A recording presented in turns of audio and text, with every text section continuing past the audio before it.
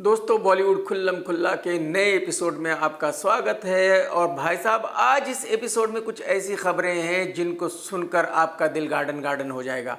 लेकिन अगर आपने अभी तक मेरा चैनल सब्सक्राइब नहीं किया तो कर लो, और घंटी नहीं दबाई तो ज़रूर दबा दो। आप घंटी नहीं दबाओगे तो आपको नहीं पता चलेगा जब मैं नया वीडियो पोस्ट करूँगा। कसम राजस्थान के काले हिरन की आज की सबसे पहली खबर है बहुत ही चर्चित फिल्म पुष्पा 2 के बारे में। आप सभी जानते हैं कि अल्लू अर्जुन की फिल्म पुष्पा बहुत बड़ी हिट रही थी और यही वजह है कि पब्लिक इंतजार कर रही है पुष्पा 2 का। इस फिल्म की रिलीज डेट कई बार अनाउंस हुई और फिर बदल दी गई। अब सभी को ये पूरी उम्मीद थी कि भाई ये फिल्म 15 अगस्त को रिलीज होगी, लेकिन एक बार फिर से इसकी रिलीज डेट चेंज हो गई है।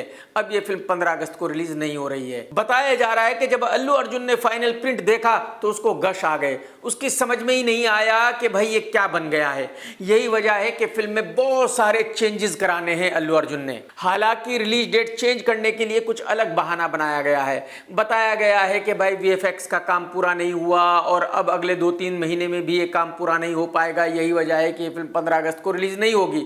लेकिन हकीकत ये है कि इस फिल्म की रीशूट होगी और बहुत सारे बदलाव किए जाएंगे फिल्म में। तो इसका मतलब ये हुआ कि आज की तारीख में ये बिल्कुल क्लियर नहीं है कि ये फिल्म कब रिलीज होगी। 2024 में रिलीज हो भी पाएगी या नहीं, या हो सकता है कि अब ये फिल्म 2025 में रिलीज हो। लेकिन जैसे ही ये खबर आई कि पुष्पा 2 15 अगस्त को रिलीज नहीं हो रही है, वैसे ही अक्षय कुमार ने 15 अगस्त को अपनी फिल्म खेल खेल में रिलीज करने का ऐलान कर दिया है। और मैं आपको ये बता दूं कि 15 अगस्त को अदरक अब्राहम की फिल्म वेदा भी रिलीज हो रही है। इसका मतलब ये हुआ कि 15 अगस्त पर 2 फिल्में रिलीज हो रही हैं, एक अक्षय कुमार की, एक जॉन अब्राहम की। मैं आपको ये भी बता दूं कि इन दोनों ने साथ में एक फिल्म की थी जिसका नाम था गरम मसाला। बहुत बड़ी हिट फिल्म थी और बॉलीवुड में ऐसा माना जाता है कि एक वक्त में इन दोनों की बहुत अच्छी दोस्ती थी, लेकिन कुछ दिनों से थोड़ी बहुत खटपट चल रही है। खैर, ये पहली बार नहीं है जब ये एक दूसरे को चैलेंज कर रहे हैं। इससे पहले भी 2 बार ये एक दूसरे को चैलेंज कर चुके हैं। एक बार इन दोनों ने एक दूसरे को तब चैलेंज किया था जब अक्षय कुमार की फिल्म रिलीज हुई थी गोल्ड, और उसी दिन जॉन अब्राहम की फिल्म रिलीज हुई थी सत्यमेव जयते। और सेकंड बार इन दोनों ने एक दूसरे को चैलेंज तब किया था जब अक्षय कुमार की फिल्म रिलीज हुई थी मिशन मंगल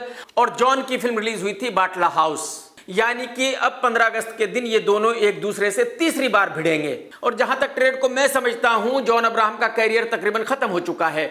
जॉन अब्राहम की पिछली 10 फिल्में सुपर डुपर डिसास्टर हैं और जॉन की ये फिल्म भी साउथ की एक फिल्म की रीमेक है। इसका मतलब ये हुआ कि ये फिल्म भी चलने वाली नहीं है।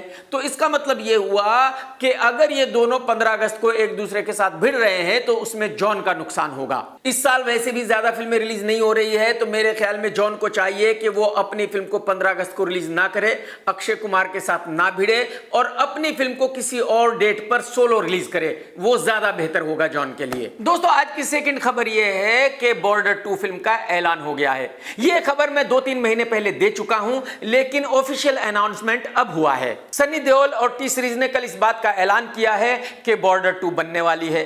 उसमें सन्नी देओल होगा, सन्नी देओल का बेटा होगा, सुनील शेट्टी होगा, सुनील शेट्टी का बेटा भी होगा, डबल ढोल की आयुष्मान खुराना भी होगा और तृप्ति दिमरी भी होगी। इस फिल्म की कहानी लिखी है जेपी दत्ता की बेटी ने और फिल्म को प्रोड्यूस कर रहे हैं जेपी दत्ता और भूषण कुमार साहब। इसका मतलब यह हुआ कि फिल्म पर जो पैसे लग रहे हैं वो लगा रहे हैं भूषण कुमार साहब और फिल्म को बना रहे हैं जेपी दत्ता और उनकी बेटी।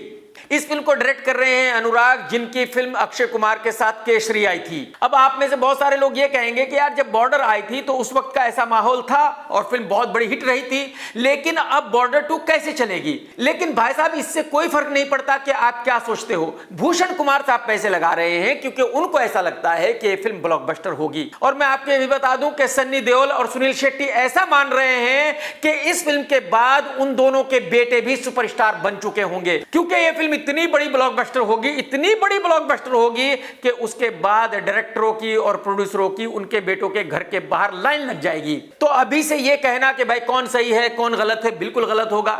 जब फिल्म का ट्रेलर रिलीज होगा कुछ पता उस वक्त चलेगा, और जब फिल्म रिलीज होगी तो फिल्म को देखने के बाद ही मैं आपको बता पाऊंगा कि भाई फिल्म कैसी है, अच्छी है या बुरी है। दोस्तों, आज की थर्ड खबर है सोनाक्षी सिन्हा की शादी के बारे में। ये तो मैं आपको पहले ही बता चुका हूं कि सोनाक्षी जहीर के साथ इसी महीने के एंड में शादी करने करने वाली है।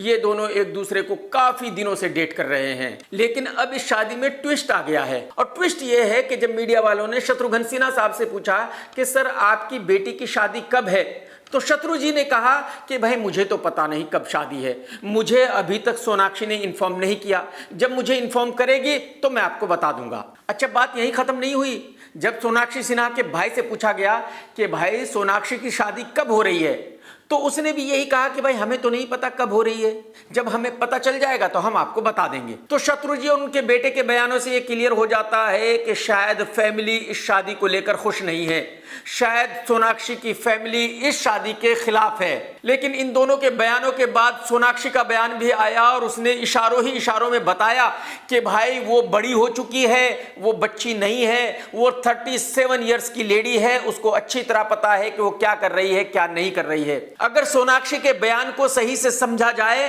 तो उसके कहने का मतलब यह है कि भाई अगर मैं किसी से शादी कर रही हूं तो ये मेरी पर्सनल लाइफ है, मैं किससे शादी करना चाहती हूं किससे नहीं करना चाहती, इसमें किसी दूसरे को दखल अंदाजी करने की बिल्कुल भी जरूरत नहीं है।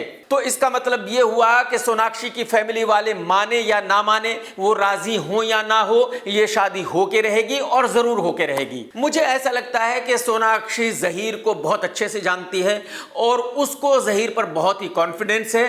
तो यही वजह है कि सोनाक्षी 100% श्योर है कि वो जो कर रही है बिल्कुल सही कर रही है। दोस्तों, आज की फोर्थ खबर है कन्नड़ फिल्मों के एक सुपरस्टार के बारे में, जिसको कन्नड़ फिल्मों का सलमान खान कहा जाता है, और इस एक्टर का नाम है दर्शन।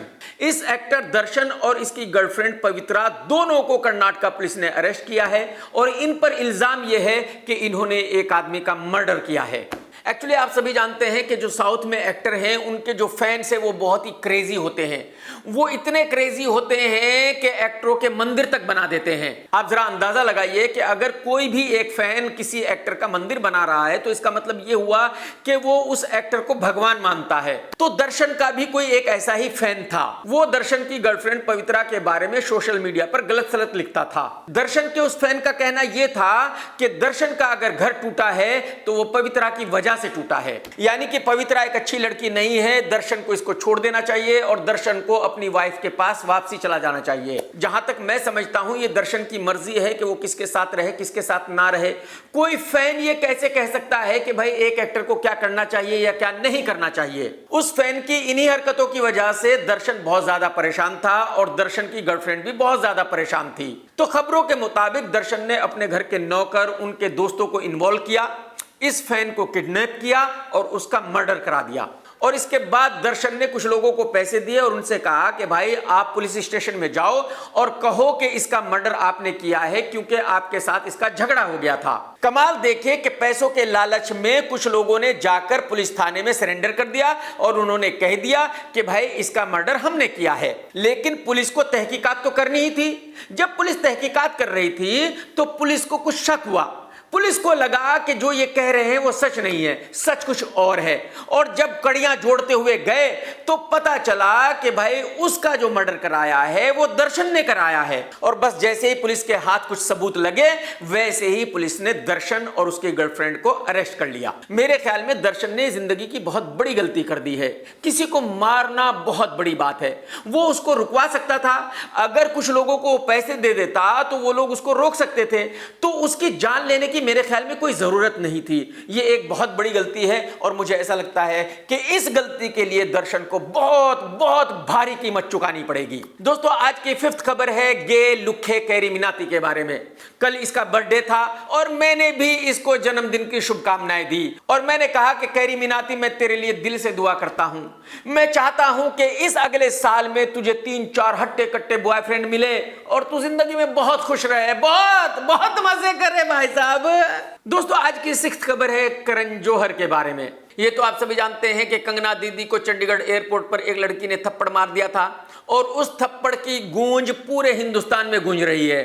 तो जब कल करण जौहर का मीडिया से आमना सामना हुआ तो मीडिया ने करण जौहर से पूछ लिया कि भाई आप इस बारे में क्या कहते हो कि एक लड़की ने कंगना को थप्पड़ मारा है। तो करण ने जवाब दिया कि मैं सिर्फ इतना ही कहना चाहता हूं कि मैं वर्बल या फिजिकल वायलेंस में यकीन नहीं रखता। यानी कि एक तरह से करण ने रिप्लाई भी दे दिया और कंगना के बारे में कुछ कहा भी नहीं। दोस्तों 7वें नंबर पर कोई खबर नहीं है बल्कि अजय देवगन की आने वाली फिल्म के ट्रेलर का रिव्यू है। ये तो आप सभी जानते हैं कि अजय और तब्बू की दोस्ती के चारों तरफ चर्चे हैं। बहुत सारे लोग ऐसे भी हैं जो तब्बू को अजय की सेकंड वाइफ कहते हैं।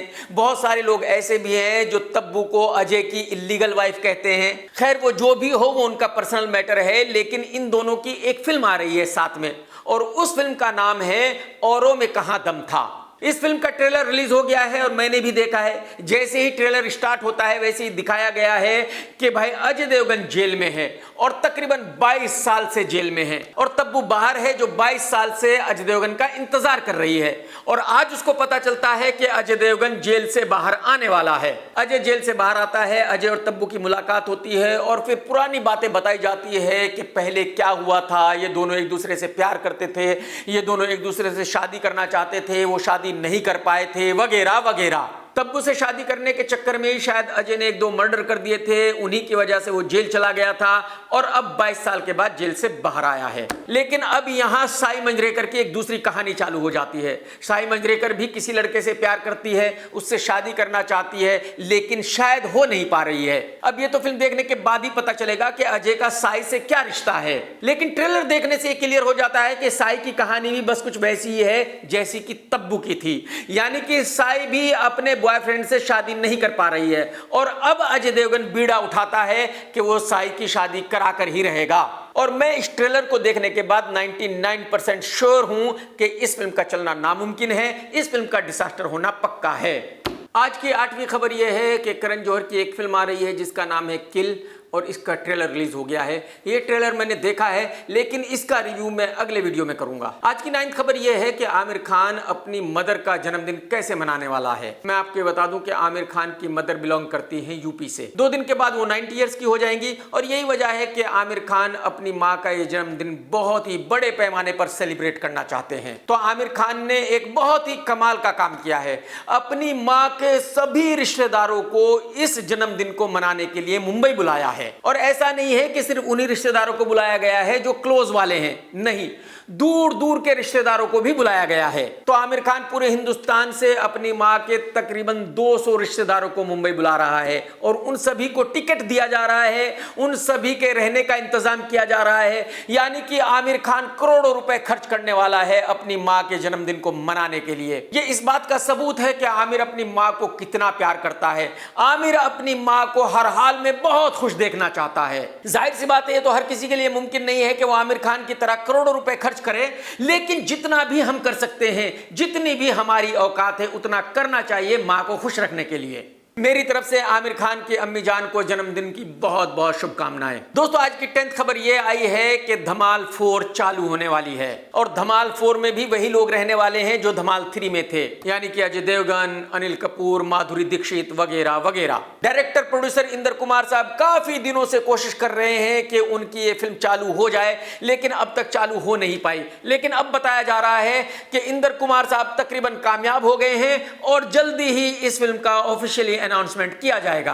दोस्तों आज की 11th खबर है फरीदा जलाल जी के बारे में। आप सभी जानते हैं कि फरीदा जी कितने जमाने से बॉलीवुड में काम कर रही हैं। भाई साहब, फरीदा जी फिरोज खान साहब के साथ हीरोइन आई थी, तो आप अंदाजा लगा लीजिए कि कितने जमाने से वो बॉलीवुड में हैं। लेकिन अब फरीदा जी बॉलीवुड वालों को लेकर ज्यादा खुश नहीं है, बॉलीवुड वालों के बारे में बहुत सारी कंप्लेन कर रही हैं। फरीदा जी का कहना यह है कि जब तक यश चोपड़ा साहब जिंदा थे तब तक वो वाईएफ की बहुत सारी फिल्में किया करती थी, लेकिन जब वो मर गए तो उनके बाद वाईएफ वालों ने उनको याद ही नहीं किया, यानी कि आदि चोपड़ा ने उनको पूरी तरह भुला दिया। फरीदा जी ने ऐसा ही कुछ करण जौहर के बारे में कहा है। उन्होंने कहा है कि मैं करण की पहली फिल्म कुछ कुछ होता है में थी, लेकिन उसके बाद कभी भी करण ने मुझे याद नहीं किया, करण ने मुझे पूरी तरह भुला दिया, करण ने मुझे कोई काम नहीं दिया। फरीदा जी ने बहुत ही तल्ख लहजे में कहा है कि आदि चोपड़ा और करण जौहर वो लोग हैं जिन पर बिल्कुल भरोसा नहीं किया जा सकता। जब फरीदा जी से पूछा गया कि आपने तो SRK और सलमान के साथ भी काम किया है, उन्होंने आपको काम नहीं दिया, क्या आपने उनको कभी फोन किया? तो फरीदा जी ने कहा कि भाई वो दोनों बहुत बड़े स्टार हैं, उनका तो नंबर भी मेरे पास नहीं है, तो मैं उनको कॉल कैसे करती। हालांकि बाहर के लोगों को ऐसा लगता होगा कि फरीदा जी तो कितने जमाने से बॉलीवुड में हैं, तो वो सभी को जानती हैं, उनकी सभी से दोस्ती है। लेकिन भाई साहब यहाँ ऐसा नहीं है, ये दुनिया बहुत अलग दुनिया है। यहाँ किसी की भी किसी से अगर दोस्ती है तो वो सिर्फ मतलब की दोस्ती है, बिना मतलब की किसी से कोई दोस्ती नहीं है भाई साहब। खैर, बॉलीवुड वालों से मैं इतना ही कहना चाहूंगा कि फरीदा जी बहुत सीनियर एक्ट्रेस है। अगर वो ये कह रही है कि भाई उनको काम दिया जाना चाहिए, तो आप लोगों को कोशिश करनी चाहिए कि अगर उनके काबिल कोई काम है तो उनको दिया जाए। दोस्तों, वैसे तो मैं टीवी एक्ट्रेस के बारे में बात नहीं करता, लेकिन आज एक टीवी एक्टर के बारे में बात कर रहा हूं क्योंकि इसकी हालत जानकर मुझे बहुत बुरा लगा। इस टीवी एक्टर का नाम है संजय गांधी और ये एक बहुत ही फेमस सीरियल में काम कर चुका है, ये रिश्ता क्या कहलाता है। संजय ने कहा है कि उनकी सारी जिंदगी गुजर गई टीवी सीरियल्स में काम करते करते, लेकिन आज उनकी हालत ऐसी हो गई है कि उनके पास कोई काम नहीं है, उनके पास पैसे ही नहीं है घर का रेंट देने के भी। संजय का कहना यह है कि वो सुबह से शाम तक यहाँ वहां भटकते हैं, प्रोडक्शन हाउसेस में जाते हैं, लेकिन उनको कोई काम ही नहीं मिल रहा है। और अगर कोई काम मिलता है तो वो इतना छोटा काम है कि उससे जो पैसे मिलते हैं वो उसके महीने के खर्चे के लिए भी काफी नहीं है, वो अपने घर का रेंट भी नहीं दे पा रहा है। हालांकि मैं संजय को नहीं जानता, लेकिन मैं बॉलीवुड वालों से रिक्वेस्ट करूंगा कि भाई अगर आपके पास कोई काम है, इनके काबिल कोई काम है, तो इनको जरूर दीजिए, इनकी हेल्प कीजिए। दोस्तों, आज की 13th खबर है एक्टर आदिल हुसैन के बारे में। ये तो आप सभी जानते हैं कि संदीप वेंगा रेड्डी की पहली हिंदी फिल्म थी कबीर सिंह, उसमें हीरो थे शाहिद कपूर और उसी फिल्म में आदिल हुसैन ने भी काम किया था। लेकिन बाद में आदिल हुसैन ने ऐसा कहा था कि कबीर सिंह में वो काम करके बहुत ही पछता रहे हैं, वो बहुत ही घटिया फिल्म थी, ऐसी फिल्म वो कभी भी नहीं करना चाहते। और आदिल का ये स्टेटमेंट सुनकर वेंगा बहुत ही नाराज हो गया था। वेंगा ने कहा था कि मैं आपका रोल कबीर सिंह में से काट दूंगा।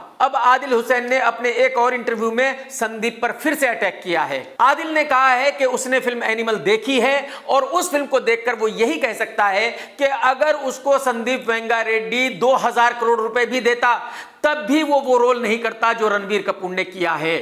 आदिल का कहना यह भी है कि रणबीर कपूर ने ऐसा रोल नहीं करना चाहिए था, भले ही उनको कितने भी पैसे मिल रहे थे, और अगर उनसे गलती हुई है तो वो पब्लिक से इस गलती के लिए माफी मांगे। मैं पर्सनली ऐसा मानता हूं कि अब आदिल हुसैन फालतू का फुटेज ले रहे हैं। अगर संदीप वेंगा रेड्डी उनको भाई साहब 2 करोड़ रुपए भी देते तो वो उल्टे पैरों चल के जाते और उस रोल को करते।